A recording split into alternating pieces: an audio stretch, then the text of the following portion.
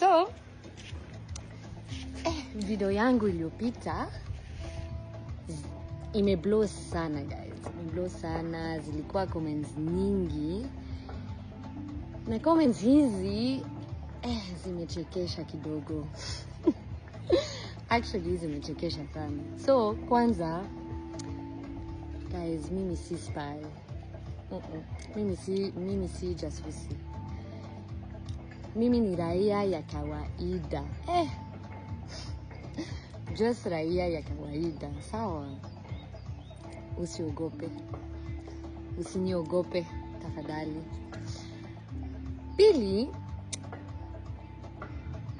niko na maswali. So, kwa nini Wakenya wanashangaa wakati mgeni anapoongelea Kiswahili? Kwa nini? Kwa sababu ukisafiri Ufaransa, ukisafiri Italia, utaongea Kifaransa, ama? So, sijui Wakenya wanashangaa. Anyway, so you guys ulinipea shauri, ulinipea advice kujifunza Kiswahili cha mtaa kwa streets, yeah? Kiswahili barabarani.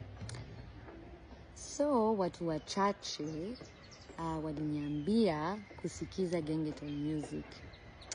Now guys, mimi napenda Gengeton Music sana. Nimekuwa nikisikiza Gengeton tangu 2019 nilipofika Kenya. So napenda Gengeton sana. Lakini I'm not gonna lie, mimi si mwengo ama siwezi kuelewa lyrics, siwezi.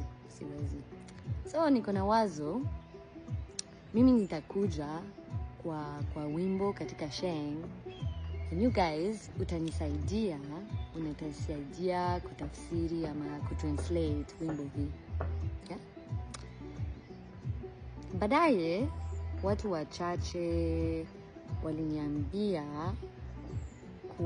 kuenda Eastlands, yeah? Actually many people waliniambia kuenda Eastlands. Lakini guys, Eastlands ni mkubwa sana, yeah? Ni mkubwa sana. So mahali gani nihitaji kuenda Eastlands?